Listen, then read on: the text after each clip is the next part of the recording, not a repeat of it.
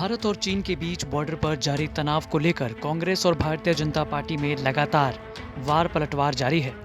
उत्तर प्रदेश की पूर्व मुख्यमंत्री और बहुजन समाज पार्टी के प्रमुख मायावती ने भी अब इस मसले पर दोनों पार्टियों पर निशाना साधा है।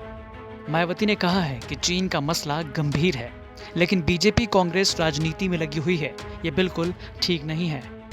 मायावती ने कहा कि इस राजनीतिक लड़ाई का चीन भी फायदा उठा सकता है और इसके साथ ही देश की जनता को नुकसान हो रहा है।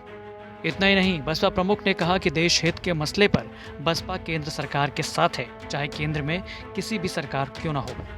कहीं ना कहीं बसपा प्रमुख मायावती भी सरकार का पक्ष लेकर कांग्रेस पर अटैक के मोड में नजर आ रही हैं।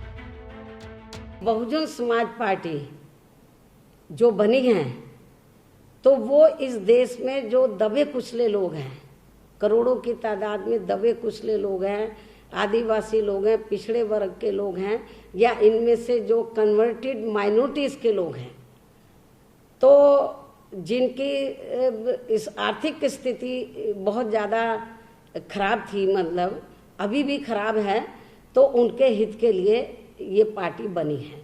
और आपको ये मालूम है, जब ये पार्टी बनी थी तो उस समय कांग्रेस पार्टी पावर में थी, केंद्र में भी और ज़्यादातर राज्यों में।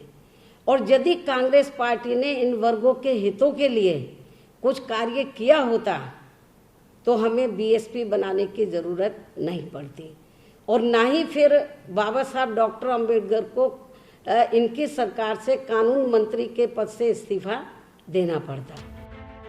गौरतलब है कि गलवान घटना के बाद से ही देश में राजनीतिक लड़ाइयां तेज हो गई हैं। कांग्रेस की ओर से लगातार मोदी सरकार पर हमला किया जा रहा है।